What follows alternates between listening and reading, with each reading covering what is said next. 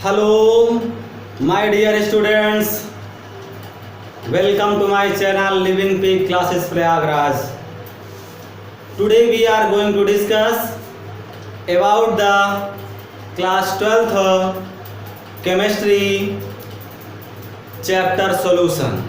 तो आज हम आप सभी प्यारे छात्रों के लिए क्लास 12th का चैप्टर सॉल्यूशन केमिस्ट्री स्टार्ट करने जा रहे हैं। आप सभी लोगों को बहुत ही बेसब्री से इंतज़ार था कि केमिस्ट्री का लेक्चर नहीं मिल पा रहा था, तो आज से आपका केमिस्ट्री का चैप्टर शुरुआत होने जा रहा है और आप जितना जल्दी हो सके तुरंत इसको अपने मित्रों में शेयर करिए, जिससे कि पर्याप्त संख्या हो सके। अभी आपकी संख्या है लेकिन पर्याप्त नहीं है, और जितना जल्दी आप शेयर करें हम स्टार्ट करेंगे। तो देखिए, आज क्लास 12th स्टैंडर्ड का जो चैप्टर का नाम है सॉल्यूशन, यह आप कम से कम 11th में से ही संबंधित है, और क्लास 11th की जो केमिस्ट्री है वह 12th की केमिस्ट्री से कुछ ज़्यादा टफ है। यानी आप कह सकते हैं कि 12th की केमिस्ट्री 11th की केमिस्ट्री से बहुत ही सरल है। तो ये सॉल्यूशन का जो चैप्टर है यह आपके फिजिकल केमिस्ट्री के अंतर्गत आता है, और फिजिकल केमिस्ट्री इतनी सिंपल हो जाएगी आज के लेक्चर से आप लोगों के लिए कि जिसने यह लेक्चर पर डे देखा है और नोट्स बनाया, वो चाहे क्लास 9 से लेकर के 12th तक किसी को भी अपने कॉन्सेप्ट क्लियर करने में कोई प्रॉब्लम्स नहीं होगी। ठीक है, तो यह वीडियो आप के कह सकते हैं कि क्लास 9th से भी अगर बच्चे देखना चाहें तो भी देख सकते हैं। वैसे तो ये स्पेशली क्लास 12th स्टैंडर्ड के लिए और उसके साथ साथ जो कॉम्पिटिटिव एग्ज़ाम्स हैं, चाहे नीट है चाहे IIT है, उसमें जो भी क्वेश्चंस जैसे बनते हैं ऐसे प्रश्नों को भी यहाँ पे डिस्कस किया जाएगा। ठीक है, तो आइए फिर हम स्टार्ट करते हैं। जितना जल्दी हो सके आप सभी स्टूडेंट्स ऑनलाइन क्लासेस लेने के लिए रेडी हो जाएं, अपनी नोट्स लेकर के अपना पेन कॉपी लेके सब रेडी हो जाएं, और जिससे कि आपका ये चैप्टर स्टार्ट किया जाए। तो आइए स्टार्ट करते हैं। सबसे पहले आपका जो चैप्टर है 12th, नाम है सॉल्यूशन। क्या नाम है? सॉल्यूशन। तो आप सभी लोग को मालूम ही है कि सॉल्यूशन मीन्स विलयन, और आप जानते हैं कि सॉल्यूशन या विलयन क्या होता है, इसको कैसे तैयार किया जाता है और इसे हम कैसे डिफाइन करेंगे। तो यह चैप्टर भी आपके फिजिकल केमिस्ट्री का है और आज से स्टार्ट हो रहा है। तो सॉल्यूशन के अंतर्गत किन किन पॉइंट्स हैं, कौन कौन से पॉइंट्स हैं जिस पे हमें डिस्कस करना है। तो सबसे पहले अगर हम देखें तो आपको इस सॉल्यूशन चैप्टर में आपको सबसे अधिक ध्यान देने की आवश्यकता है तो कंसंट्रेशन टर्म की। कंसंट्रेशन टर्म, ठीक है।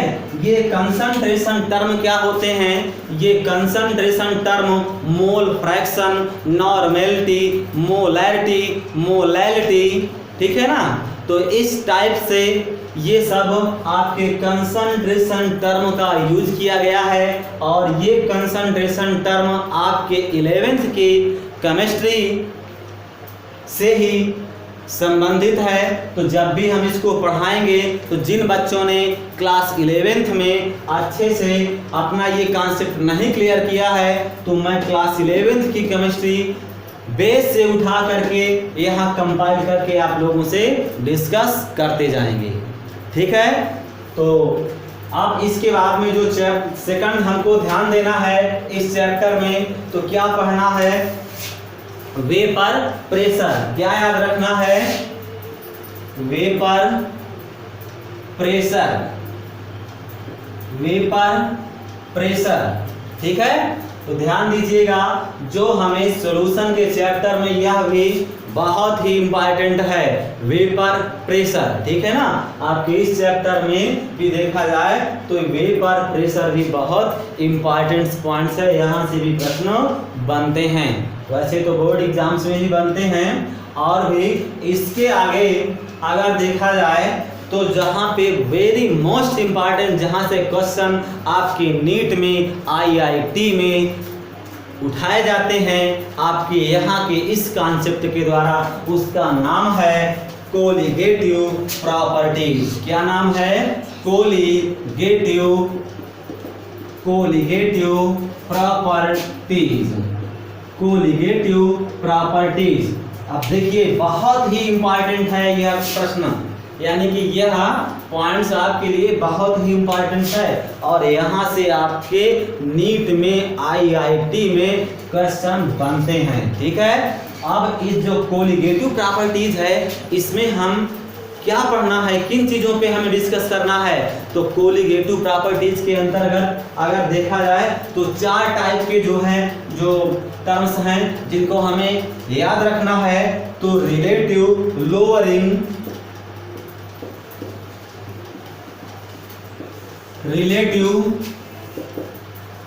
Relative lowering in vapour pressure, in vapour pressure,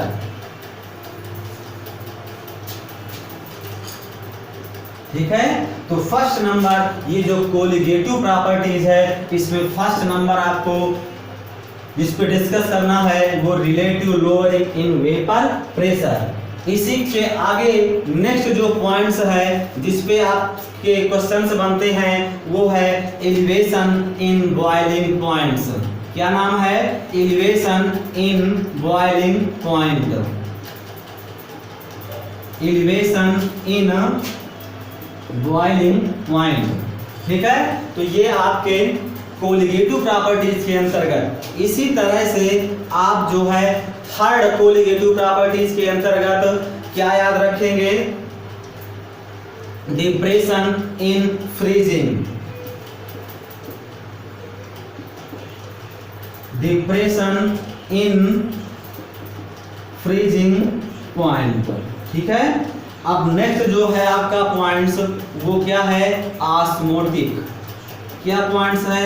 osmotic pressure, ठीक है। तो यहाँ से आपके प्रश्न बहुत बनते हैं, ध्यान दीजिएगा। ये पॉइंट्स कोलिगेटिव प्रॉपर्टीज बहुत ही इंपॉर्टेंट है, जहाँ से क्वेश्चन उठाए जाते हैं, ठीक है। तो इसमें भी आपको किन किन बातों की चर्चा करनी है, तो वो है रिलेटिव, ठीक है ना, lowering in vapour pressure and elevation in boiling points, depression in freezing point and osmotic pressure. और इसके आगे हम वांट हाफ फैक्टर की को भी डिस्कस करेंगे। क्या है? Want half factor, want half factor. और इसका जो लास्ट एंड एंड पॉइंट्स है वो solubility of gases, solubility of gases, ठीक है। और इसमें जो आपको रूल्स देखना है वो है हेनरी लॉ। उसका नाम क्या है? हेनरी लॉ, ठीक है। ये आपकी एनसीईआरटी में पहले दिया गया है, लेकिन हम आपको सॉल्युबिलिटी ऑफ गैसेज में हेनरी लॉ सबसे लास्ट में जोड़ते हुए पढ़ाएंगे, और यहीं से फिर ये आपका चैप्टर एंड होगा। तो आपके इस सॉल्यूशन चैप्टर में इन पॉइंट्स पे आपको डिस्कस करना है, ठीक है। बहुत ही सिंपल है, बहुत ही आनंद आएगा आपको। पूरा एक एक पॉइंट्स आपके सारे कॉन्सेप्ट क्लियर हो जाएंगे। हम तो कहेंगे कि चाहे छोटी सी क्लास से लेकर के 9th से लेकर के 12th और प्लस आगे भी बच्चे कंपटीशन देना चाहते हैं, तो वो लोग भी इस वीडियो को देखें और उसका लाभ उठाएं। ठीक है, तो ठीक है, अब तो संख्या आपकी कुछ पर्याप्त हो गई है, लेकिन फिर से हम कह रहे हैं कि आप जितना हो सके अपने फ्रेंड्स में आप शेयर करिए। शेयर करेंगे तो संख्या बढ़ेगी, तो ऑनलाइन क्लासेस लेने में हमें भी आसानी रहेगी।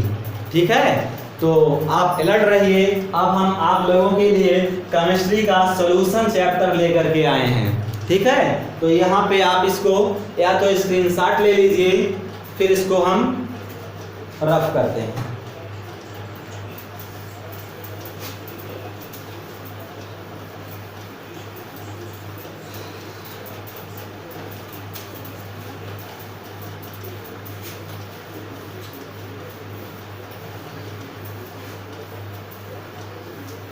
तो जिन पॉइंट से आपके क्वेश्चन बनते हैं, चाहे बोर्ड एग्जाम में हो, चाहे मेडिकल एंट्रेंस हो या इंजीनियरिंग में, वहाँ से भी प्रश्न को हम कंपैरिजन कराते हुए आपसे डिस्कस करते चलेंगे। ठीक है, तो सबसे पहले हम स्टार्ट करते हैं कहाँ से कि सॉल्यूशन क्या होता है, किसे हम कहते हैं सॉल्यूशन या विलयन। ठीक है, तो आइए सबसे पहले हम सॉल्यूशन की डेफिनेशन समझते हैं। सॉल्यूशन की डेफिनेशन आपको समझनी है। ठीक है, तो solution is a homogeneous mixture. क्या होता है? Solution is a homogeneous mixture. ध्यान दीजिएगा, पहला पॉइंट सॉल्यूशन को, solution is a homogeneous mixture. ये होमोजेनियस मिक्सचर क्या होता है? मान लीजिए आपने किसी बीकर में और जो भी केमिकल्स लिए, तो उसका कंसंट्रेशन जो यहाँ है उसका कंसंट्रेशन यहाँ पर भी सेम होगा। ठीक है, तो यानी आप कह सकते हैं कि उस बीकर में अगर आप देख रहे हैं कि 2 मोल्स के मॉलिक्यूल्स यहाँ पर भी हैं, तो वो उसके 2 मोल्स के मॉलिक्यूल्स यहाँ पर भी होंगे। यानी कि आप इसको आप क्या कह सकते हैं? इसको आप कह सकते हैं प्रॉपर्टीज में क्या होगा? यूनिफॉर्म। जो ये होमोजीनियस है इसको आप क्या कह सकते हैं? Properties uniform.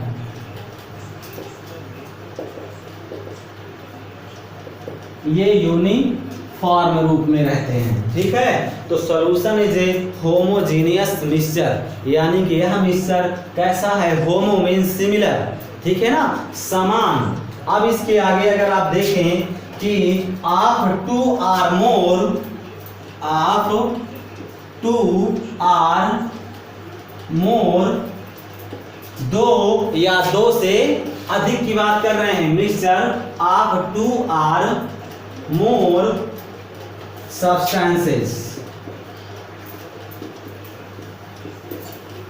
2 more substances। अब आप देख सकते हैं भाई, हम 2 या 2 से अधिक, तो वैसे भी मिश्रण में हम क्या करते हैं भाई? अकेले तो नहीं, लेकिन हमें 2 सब्सटेंस को लेना पड़ता है। ठीक है, तो जब 2 या 2 से अधिक सब्सटेंस होंगे तभी वो सॉल्यूशन बन पाएगा।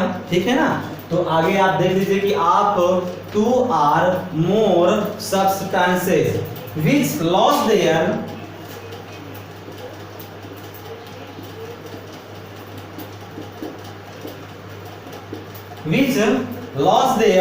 individual identities,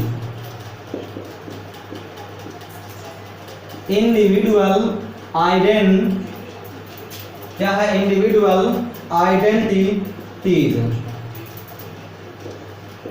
ठीक है, और उसके साथ साथ आप कह सकते हैं विच लॉस, और वो अपनी इंडिविजुअल जो पहचान है अपनी स्वयं की, वो क्या करते हैं? खो देते हैं। ठीक है, तो loss there individual identities and cannot be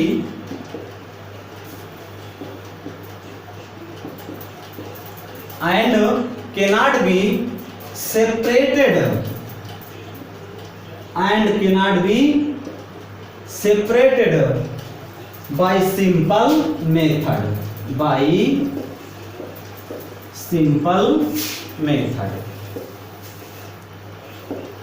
और अब आप देख सकते हैं can not be separated by simple method, यानी आप इसको सरल तरीके से आप क्या है अलग नहीं कर सकते हैं। अगर आप मान लीजिए आपने क्या किया, एक चीनी लिया सब्सटेंस और वाटर लिया और दोनों को आपने क्या किया मिक्सचर कर दिया, मिला दिया। मिलाने के बाद क्या बन गया, वो सॉल्यूशन बन गया जिसे आप शरबत कहते हैं। और सीजन तो अब आ ही गया है शरबत पीने का, ठीक है, तो शरबत भी पीजिए, लेकिन थोड़ा सा इस ठंडी में इस गर्मी में थोड़ा नींबू का भी सेवन करते जाइए, ठीक है। तो ये जो सॉल्यूशन है आप समझ गए कि यदि आप उस सॉल्यूशन में अगर देखा जाए उसको फिल्टर किया जाए छन्नी से तो क्या वो सॉल्यूशन अलग हो जाएगा, ऐसा नहीं है। यानी उसको हम क्या करते हैं कि can not be separated by simple method, यानी इसको हम सरल तरीके से भी अलग नहीं कर सकते हैं। ठीक, कॉन्सेप्ट आपका क्लियर हो गया। तो बहुत सिंपल है, आपको हमने ये सॉल्यूशन की definition, solution is a homogeneous mixture of two or more substances which lost their individual identities and cannot be separated by simple method। ठीक है, तो यह आपका क्या था, ये आपका सॉल्यूशन की डेफिनेशन थी। अब सॉल्यूशन की डेफिनेशन में भी हमने आपको क्या बताया था, यही बताया था कि मान लीजिए कोई ए सब्सटेंस ले लिया और एक बी सब्सटेंस ले लिया। अब इसको दोनों को हमने क्या किया, मिक्सचर कर दिया। जब मिक्सचर कर दिया तो ये किसका फॉर्मेशन हो गया, ये हो गया आपके सॉल्यूशन का फॉर्मेशन हो गया। ठीक है ना। अभी हमने आपको बताया है बहुत सिंपल वर्ड में कि आपने क्या लिया, शुगर लिया और वाटर लिया, चीनी और पानी लेकर के और दोनों को क्या किया, मिक्सचर कर दिया, मिला दिया, लीजिए तैयार है आपका सॉल्यूशन। ठीक है, शरबत बन गया है, अब रेडी है, आपको सिर्फ देरी है इसको लेने की। ठीक है, तो मेरे समझ से आप ले चुके होंगे। ठीक है ना, ये सॉल्यूशन आप तक पहुंच गया होगा, आप भी बनाएंगे और पिएंगे और मस्त रहेंगे। ठीक है, तो इसी तरह से ये तो बात रही, आपको हमने कॉन्सेप्ट देखी कितना सिंपल तरीके से, आपको दोबारा भूलेगा नहीं। मैं तो कह रहा हूँ क्लास 9 से लेकर के जो हायर क्लास तक की तैयारी कर रहे हैं, चाहे नीट हो चाहे IIT हो, ठीक है ना, वहाँ से भी प्रश्न बनते हैं, मैं उन प्रश्नों को भी आपके सामने डिस्कस करूँगा। ठीक है, बस आपसे मेरी रिक्वेस्ट यही है कि आप जितना हो सके आप संख्या बढ़ाइए। ठीक है ना, शेयर करिए अपने मित्रों में, अपने फ्रेंड्स में, आपके साथ साथ वो भी आपसे खुश रहें कि अच्छा हुआ कि आपने हमको ये वीडियो लेक्चर भेज दिया, हमारा भी कॉन्सेप्ट क्लियर हो गया। नहीं तो हमें पता ही नहीं था कि हम कैसे सॉल्यूशन की डेफिनेशन याद करें और भूल जाती है। अब ये आपको कभी भूलेगी नहीं दोबारा। ठीक है, एक बार आप बस इसको देख लीजिएगा कि हमने बता दिया solution is a homogeneous mixture, भाई समान रूप में होंगे और उनकी क्वालिटी प्रॉपर्टीज क्या होगी, यूनिफॉर्म में हमेशा एक ही होगी, चाहे तो वो किसी भी तरह से। ठीक है ना, कोई भी पदार्थ अगर यहाँ पर लिए हैं तब भी उतनी मात्रा में, यहाँ पर लिए हैं तब भी उतने, यानी कहने का मतलब है वो अपना फिजिकल प्रॉपर्टीज यहाँ पे अगर देखा जाए तो उसमें ना तो घट रही है ना बढ़ रही है। ठीक है, समान रूप से इसकी प्रॉपर्टीज क्या है, यूनिफॉर्म। और आप two or more substances which lost their individual identities and can not be separated by simple method. ठीक है ना, और हमने बता दिया कि ये दो आपके सब्सटेंस है और ये मिला दिया आपने दोनों को, सॉल्यूशन यानी शरबत तैयार है। ठीक है, तो इस तरह से अब आगे आप स्क्रीनशॉट लेते जाइए।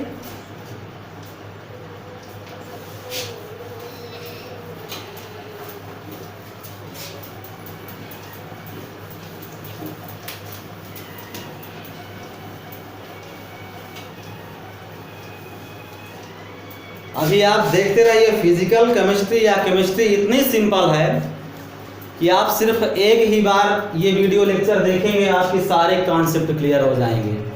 ठीक है, बस मेरी आपसे यही रिक्वेस्ट है कि आप संख्या अपनी बना लीजिए, जितना अधिक हो सके आप शेयर करिए और सब्सक्राइब भी करिए, लाइक भी करिए। हाँ, कहीं पे कोई प्रॉब्लम्स हो तो आप YouTube में जा करके, ठीक है ना, सुनील प्रजापति सर नाम को आप सर्च करिए तो वहाँ पे आपका मेरे होम पेज की जो है खुल जाएगी, जितने भी वीडियो हैं आप उसको देख सकते हैं। ठीक है ना, तो और भी आगे चलते हैं, जैसे कि बाइनरी सॉल्यूशन। तो आप जानते हैं बाइनरी सॉल्यूशन क्या है?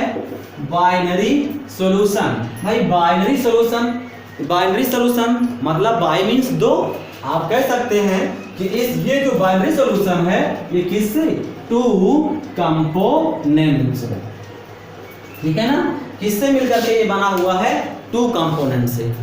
समझ गए? ये बाइनरी सॉल्यूशन किससे मिलकर बना हुआ है? टू कंपोनेंट से। दो घटक हैं इसके, ठीक है। अब आइए हम देखते हैं कि ये जो सॉल्यूशन होते हैं, ठीक है ना, आइए देखें। बहुत आज ऐसे समझेंगे आप कि लगता है केमिस्ट्री को घोल करके पी गए हैं आप। वास्तव में शरबत आपने बना लिया है और ये सॉल्यूशन आप तक मैं इतना बनाए दे रहा हूँ कि आपको असर भी नहीं करेगा कि हम कितना पी गए हैं, ठीक है। तो आप देखते जाइए और आनंद लेते जाइए। तो ये है solution.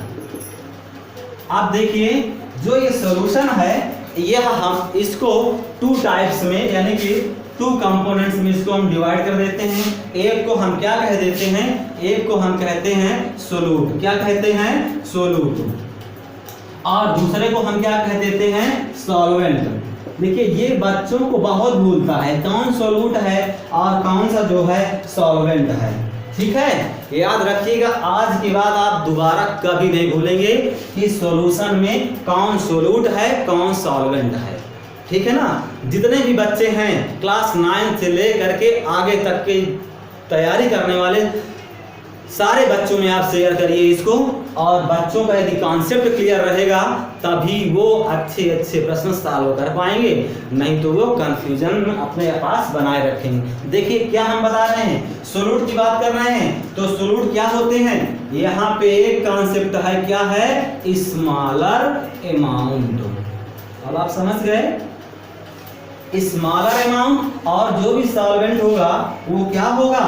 Larger amount. Larger amount क्या होगा? Larger amount. अब आप समझ गए। फिर से बता देता हूं कि जो सोलूट होता है स्मॉलर अमाउंट यानी इसकी क्वांटिटी, इसकी मात्रा कम होती है। क्या होती है? कम होती है। वहीं सॉल्वेंट की बात किया जाए तो लार्जर, इसकी मात्रा क्या होती है? ज्यादा होती है, अधिक होती है, ठीक है ना।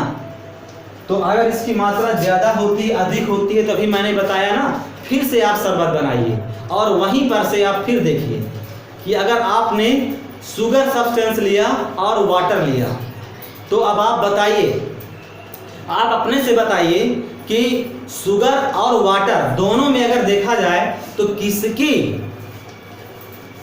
किसकी क्वांटिटी, किसकी मात्रा ज्यादा होती है? बताइए। वाटर की ज्यादा होती है। तो आप ऐसे ही आप पहचान जाइए कि वाटर क्या होगा? यहाँ पे सॉल्वेंट होगा, ठीक। यानी जिसकी मात्रा अधिक होगी वही क्या कहलाएगा? सॉल्वेंट कहलाएगा। और जिसकी क्वांटिटी क्या होगी? कम होगी, वो क्या कहलाएगा? सोलूट कहलाएगा, ठीक। Concept clear? अब कोई प्रॉब्लम्स नहीं होगी। हमेशा याद रखिएगा इस समय का जो समय चल रहा है, ठीक है ना, गर्मी का, तो आप शरबत बना रहे हैं, हम भी आपके साथ लगे हुए हैं बनाने में, ठीक है। और आप और हम मिलकर के फिर देखिए इसका आनंद कैसे लेते हैं। तो बस आप आनंद लीजिए। हम यहाँ तैयार करा रहे हैं कि जो सॉल्यूशन है उसमें सोलूट और सॉल्वेंट, ठीक है ना। ये दो कंपोनेंट्स हैं, किसको हम सोलूट कहें और किसको हम सॉल्वेंट कहें, ये हमने यहाँ पे आपको बता दिया। स्मॉलर अमाउंट यानी जिसकी क्वांटिटी क्या होती है? कम होती है, उसे हम क्या कहते हैं? सोलूट कहते हैं। और जिसकी क्वांटिटी लार्जर अमाउंट, जिसकी क्वांटिटी ज्यादा होती है, उसको हम क्या कहते हैं? लार्जर अमाउंट यानी कि सॉल्वेंट। मान लीजिए कि मैंने अगर आपको 20% एथेनॉल सॉल्यूशन की बात किया, कितना? 20% एथेनॉल, 20% एथेनॉल सॉल्यूशन की बात किया, तो अब इसमें आप क्या बताएंगे? अगर 20% एथेनॉल सॉल्यूशन की बात किया तो अब आप इसमें देख सकते हैं कि इसमें क्या है? 20% तो इथेनॉल है। क्या है? इथेनॉल है, ठीक है। अब अगर 20% इथेनॉल होगा तो 80% क्या होगा, 80% वाटर होगा, 80% क्या होगा, वाटर होगा। ठीक है ना। अब यहाँ पे आप समझ गए कि जो ये 20% एथेनॉल सॉल्यूशन है इसमें कौन सा सोलूट होगा और कौन सा सॉल्वेंट होगा। अब आप समझ गए कि 20% एथेनॉल सॉल्यूशन में 20% ये जो है 20% एथेनॉल हो गया और बाकी जो बचा यानी कि 80% आपका वाटर हो गया। तो अब आप क्या कह सकते हैं कि वाटर 80% हो गया, इसलिए इसका नाम क्या हो जाएगा, सॉल्वेंट। बात समझ गए। अब जो ये 20% है इसका नाम हो जाएगा सोलूट। याद रखिएगा, दोबारा कभी पढ़ने की आवश्यकता नहीं पड़ेगी। जिसने भी आज ये वीडियो लेक्चर देख लिया, केमिस्ट्री एकदम सिंपल हो जाएगी। और मैं तो कहता हूँ कि फिजिकल केमिस्ट्री इतनी सिंपल हो जाएगी कि शायद ऑर्गेनिक केमिस्ट्री भी आप जानते हैं कि बहुत टफ है, लेकिन जब वहाँ पर भी चैप्टर शुरुआत करूँगा तो इतना सिंपल कर दूंगा कि आप केवल एक वीडियो लेक्चर देखेंगे और आपका कॉन्सेप्ट क्लियर हो जाएगा, दोबारा आपको कंफ्यूजन नहीं रहेगा। तो बात समझ में आ गई कि अगर हमने 20% एथेनॉल सॉल्यूशन लिया तो 20% तो एथेनॉल और 80% क्या हो गया, सॉल्वेंट, 80% वाटर। तो आप देख रहे हैं इसकी क्वांटिटी क्या हो गई, इसकी मात्रा अधिक है वाटर की, इसलिए ये क्या है, सॉल्वेंट है। और यहाँ पे आप देख रहे हैं 20% एथेनॉल, यानी ये 20% एथेनॉल इसकी क्वांटिटी क्या है, कम है, इसलिए ये क्या हो गया, इसलिए ये सोलूट हो गया। यहाँ पे कॉन्सेप्ट क्लियर हो गया। अच्छा, थोड़ा सा और प्रॉब्लम्स हो सकती है। क्या प्रॉब्लम्स हो सकती है कि मान लीजिए कि आपको यहाँ पे अगर हम बात करें, अभी 20% एथेनॉल लिया है, अगर हम आपसे कहें कि 80% एथेनॉल सॉल्यूशन, ये लो 80% एथेनॉल सॉल्यूशन, 80% अगर एथेनॉल सॉल्यूशन की बात की जा रही है तो 80% एथेनॉल सॉल्यूशन में क्या है, देखिए आगे भाई 80% तो आप देख लिए कि एथेनॉल है। अब बाकी कितने परसेंट, 20%। तो भाई 20% क्या है, वाटर है। तो अब आप बताइए यहाँ पे भाई 80% क्या है, एथेनॉल है, 80% एथेनॉल है और 20% यहाँ पे वाटर है। तो यहाँ पे किसकी अमाउंट ज्यादा होगा, वो क्वांटिटी ज्यादा होगी, एथेनॉल की हुई ना। तो अगर इसकी क्वांटिटी ज्यादा हो गई तो ये क्या हो जाएगा, ये सॉल्वेंट हो जाएगा। क्या हो जाएगा, सॉल्वेंट हो जाएगा। ध्यान दीजिएगा बच्चे, यहाँ पे बहुत कंफ्यूजन होते हैं, बहुत कंफ्यूजन। और यहाँ से भी आपके नीट IIT में प्रश्न बने हुए हैं, सोलूट और सॉल्वेंट, ठीक है ना। यहाँ पे बच्चे जो है क्लियर नहीं कर पाते हैं। तो मैंने यहाँ पे एक पॉइंट बता दिया है कि लार्जर अमाउंट होगा तो वो सॉल्वेंट होगा, लेकिन यहाँ पे हमेशा अगर आप कहें कि वाटर हमेशा सॉल्वेंट हो, ये नहीं हो सकता है, ठीक है ना। यहाँ पे आप क्या देख रहे हैं कि 20% वाटर, यहाँ पे 20% की वाटर है, तो ये तो सोलूट हो गया, ठीक है ना। तो अब आपको यहाँ पे ये अपने से कॉन्सेप्ट ध्यान देना है कि वाटर जो है, ठीक है ना, क्या है, सॉल्वेंट है, लेकिन कभी ये सोलूट भी हो सकता है, ठीक है। तो इस तरह से आपको यह कॉन्सेप्ट क्लियर हो गया होगा कि 80% एथेनॉल सॉल्यूशन की बात किया जाए तो 80% एथेनॉल, 20% वाटर।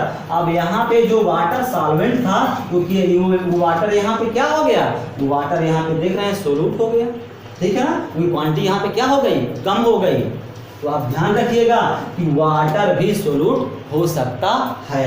ये प्रश्न पे डिपेंड है कि आपको प्रश्न में कौन सा वाटर, कौन सा जो है सॉल्वेंट, कौन सा सोलूट होगा।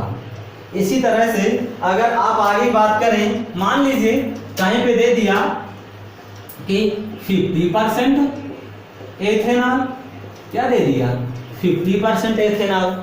तो अब अगर 50% एथेनॉल दे दिया तो आप तो फंस गए हैं, ऐसा महसूस करेंगे। कुछ नहीं, या 50% एथेनॉल अगर दिया होगा तो उसमें कौन सा सोल्यूट है, कौन सॉल्वेंट है, यह भी आपको दिया रहेगा। ठीक है, तो यहाँ पे परेशान होने की बात नहीं रहेगी। 50% बराबर है तो कौन सोल्यूट है, कौन सॉल्वेंट है, यह आपके प्रश्न में स्वयं दिया रहेगा कि कौन सा सोल्यूट है, कौन सा सॉल्वेंट है। ठीक है, तो यहाँ तक बात क्लियर हो गई। आगे इसका कॉन्सेप्ट थोड़ा सा हमें और बताना है, तो आप थोड़ा सा इरेज कर देते हैं, आप ले लीजिए स्क्रीनशॉट।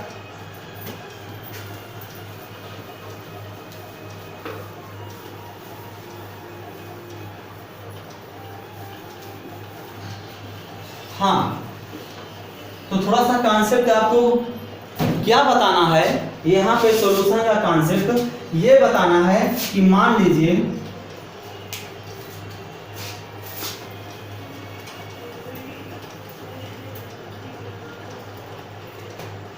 आपने क्या लिया, शुगर लिया, शुगर और शुगर सब्सटेंस, और प्लस उसके बाद में आपने क्या किया, वाटर ले लिया।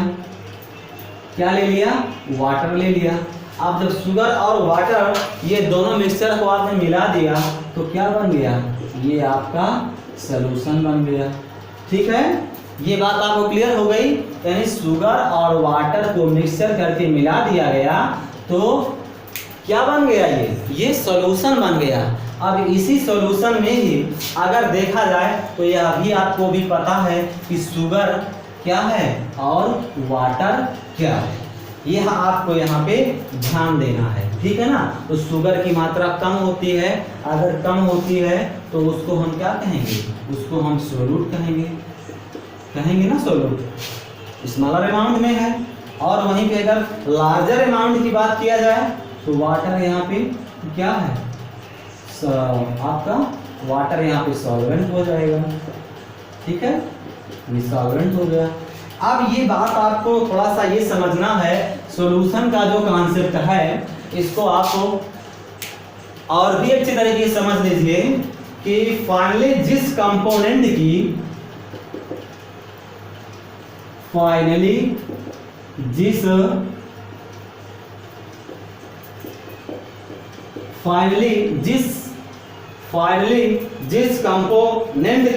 फिजिकल स्टेट ले ले, फाइनली जिस कंपोनेंट की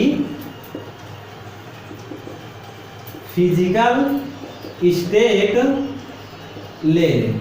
ठीक है, अगर वह फिजिकल स्टेट ले लेती है तो वही क्या कहलाएगी, वही जो है सॉल्वेंट कहलाएगी। समझ गए बच्चों? अब ये कॉन्सेप्ट क्लियर हुआ।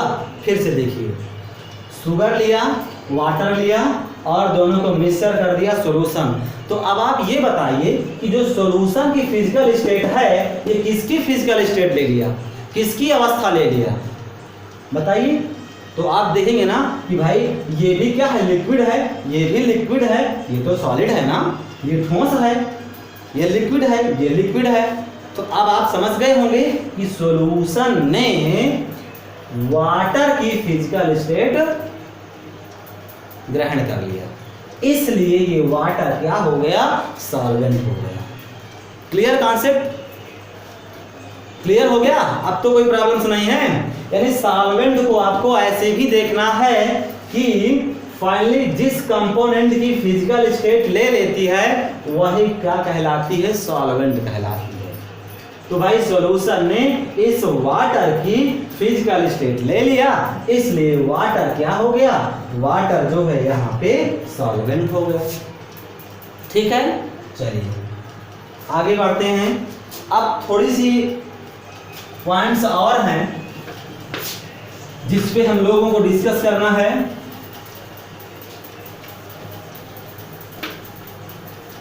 तो वो पॉइंट्स हम थोड़ा सा हमें क्या ध्यान देना है कि कंसंट्रेशन टर्म की बात किया गया है, ये तो सॉल्यूशन की बात रही।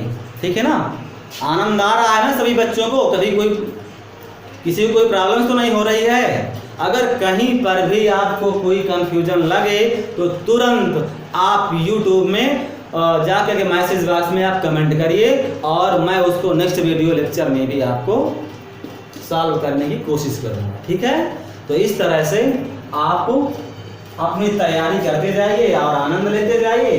भाई सॉल्यूशन चल रहा है और हम आप सभी लोगों के द्वारा उसका आनंद लिया जा रहा है। तो कंसंट्रेशन टर्म की बात है, कंसंट्रेशन टर्म, ठीक है, कंसंट्रेशन टर्म। अब अगर इसको देखा जाए जो ये कंसंट्रेशन टर्म है तो इसको भी मेनली 2 टाइप्स में अगर डिवाइड कर देते हैं तो एक को तो हम कह सकते हैं कि वॉल्यूम रिलेटेड, क्या कह सकते हैं, वॉल्यूम रिलेटेड, और दूसरे को क्या कह सकते हैं, मास रिलेटेड। क्या कह सकते हैं, मास रिलेटेड। तो वॉल्यूम रिलेटेड और मास रिलेटेड, ठीक है। तो देखिए भाई ये जो कंसंट्रेशन टर्म है एक तो वॉल्यूम रिलेटेड है और दूसरा क्या है, मास रिलेटेड है। तो इसको अगर देखा जाए तो कौन सा टेम्परेचर डिपेंडेंट है और कौन सा टेम्परेचर इंडिपेंडेंट है, तो ध्यान दीजिएगा भाई। ये आप देख रहे हैं कि वॉल्यूम रिलेटेड, भाई कोई भी सब्सटेंस है तो उसको क्या है, जब टेम्परेचर पाएगा तो वो क्या होगा, उसका वॉल्यूम इंक्रीज करेगा, ठीक है, और टेम्परेचर से घटेगा तो डिक्रीज होगा। तो ये तो ठीक है, लेकिन अगर किसी मास की बात किया जाए उसके भार में तो कभी उसका वेट या उसका मास जो है इंक्रीज करें, ऐसा नहीं होता है टेम्परेचर में, ठीक है। तो यानी कि ये आपका टेम्परेचर इंडिपेंडेंट और ये आपका टेम्परेचर डिपेंडेंट, याद रखिएगा, टेम्परेचर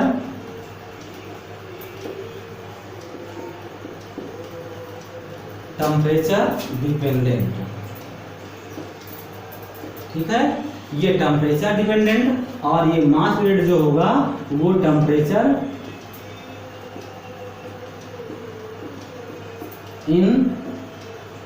इंडिपेंडेंट, ये टेम्परेचर इंडिपेंडेंट, ठीक है।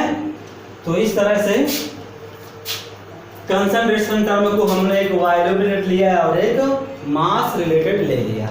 अब आप यहाँ पे ध्यान देने की बात क्या है कि जो टेम्परेचर डिपेंडेंट है और टेम्परेचर इंडिपेंडेंट है, तो इसकी बात अगर हमें करना है तो परसेंटेज बाय वॉल्यूम, ठीक है ना।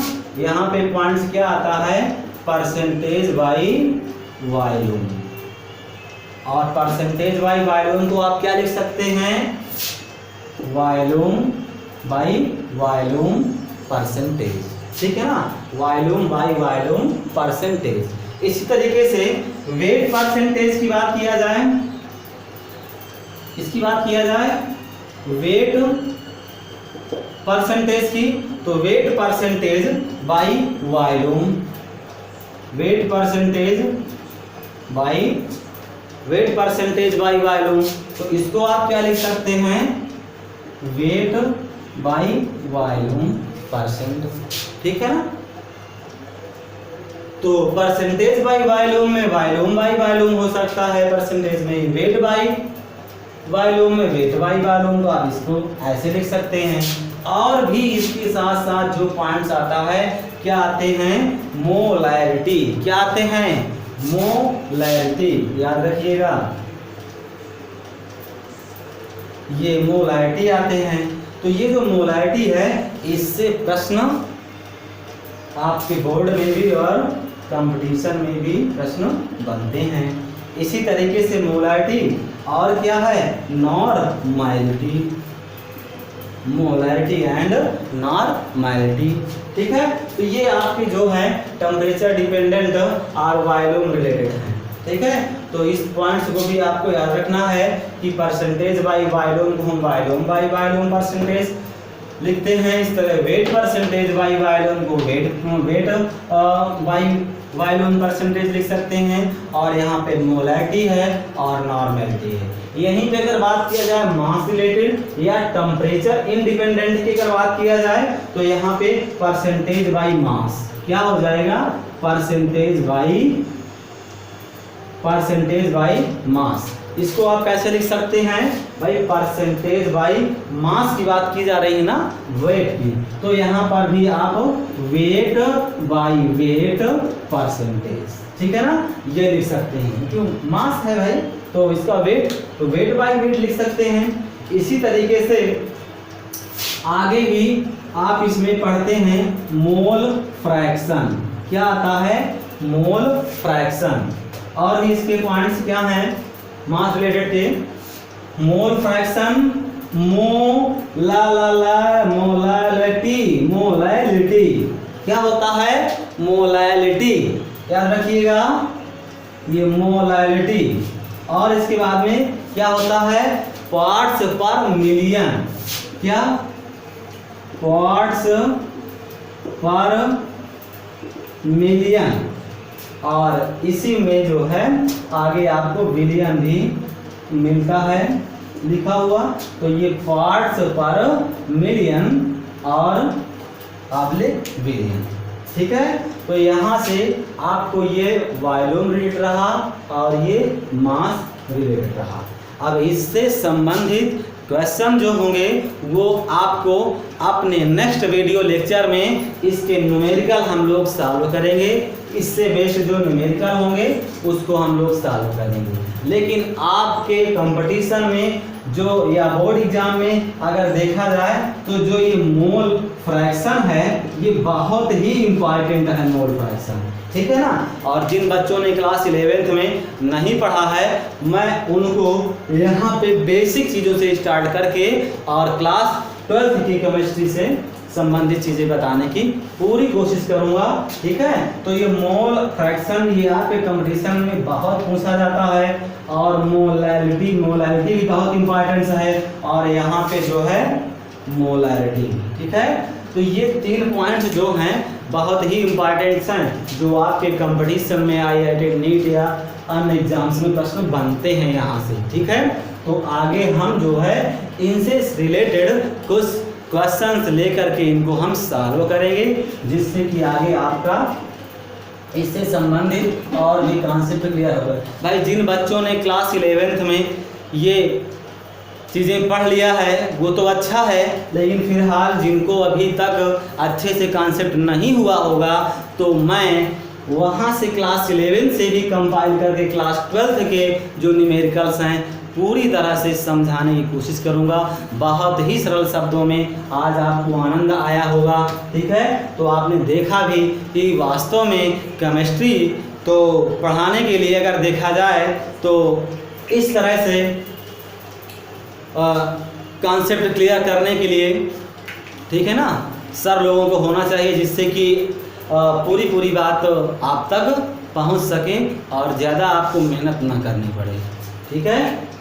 तो इसी के साथ thank you so much for watching this video guys, take care, good bye.